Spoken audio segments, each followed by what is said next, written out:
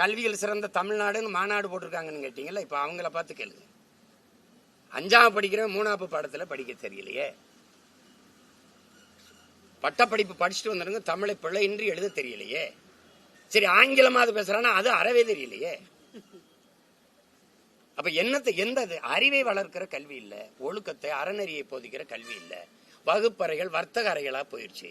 எந்த கல்வியை எதை படிச்சா எந்த வேலைக்கு போய் எவ்வளவு சம்பாதிக்கலாம்னு, இது பொருள் ஈட்டுற ஒரு வர்த்தகத்தை, இந்த வேலைக்கு இந்த படிச்சா இந்த வேலைக்கு போல அவ்வளவு சம்பாதிக்கலாம், இதை கற்பிக்கிற கல்வி முறை ஒரு அடிமை கல்வி முறை. ஒரு கிளர்க்கியல் போஸ்டுக்கு போறது, முதலாளி எங்க இருப்பான் அவனுக்கு வேலை செய்யறது, இதுதான் அறிவு, இதுதான் கல்வின்னு கற்பிச்சு வச்சிருக்கு இந்த முறை. இது அறிவையோ ஒழுக்கத்தையோ நன்னெறியோ போதிக்கிற கல்வி முறை செத்து போச்சு, அது இல்ல. அதனால நீங்க சொல்றது மாதிரி இப்ப அவனுக்கு எதுவுமே தெரியல. இங்கிலீஷ் பேசிட்டா அறிவாளின்னு நினைக்கிறான் அவன். அடுத்தவன் மொழி எனக்கு அப்படி அறிவாகுங்கிற கேள்வி வரல. இங்கிலீஷ் ஒரு லாங்குவேஜ், நாட் அ நாலேஜ், அது அவனுக்கு தெரியல, அது சொல்லிக் கொடுக்கல. ஏன்னா பிரிட்டன்ல பிச்சை எடுக்கிறவன் இங்கிலீஷ்ல தான் பிச்சை எடுப்பான்.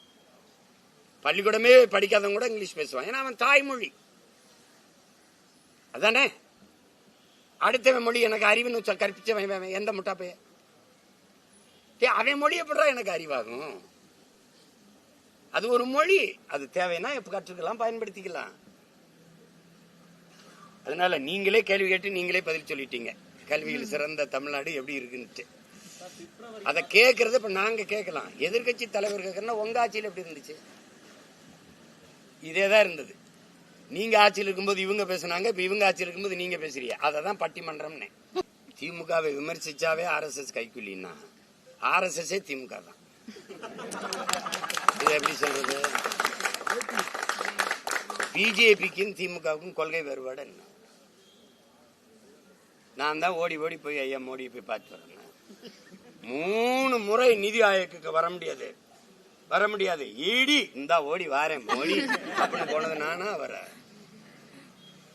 பக்கத்துல ஐயா சந்திரபாபு நாயுடு வச்சுக்கிட்டு அப்படி இப்படி கையை பிடிச்சி பேசிட்டு இருந்தது யாரு? தங்கச்சி, நான் கேட்கறதுக்கு பரிச்சு. ஐயா இலகணேசன் இறந்துட்டார். அவர் யாரு? பிஜேபியில RSS உறுப்பினர், மூத்த உறுப்பினர், பிஜேபியில ஒரு பெரிய தலைவர். அவர் நாடாளுமன்ற உறுப்பினராக தேர்வு செய்யப்பட்ட மாநிலங்கள உறுப்பினரா, நாகாலாந்துக்கு ஆளுநரா இருந்தவர். அவர் இறந்துட்டார். இறந்தா அவர் எந்த கட்சி? பாரதிய ஜனதா. அதுக்கு மாலை வச்சு வணக்கம் செலுத்தணும்.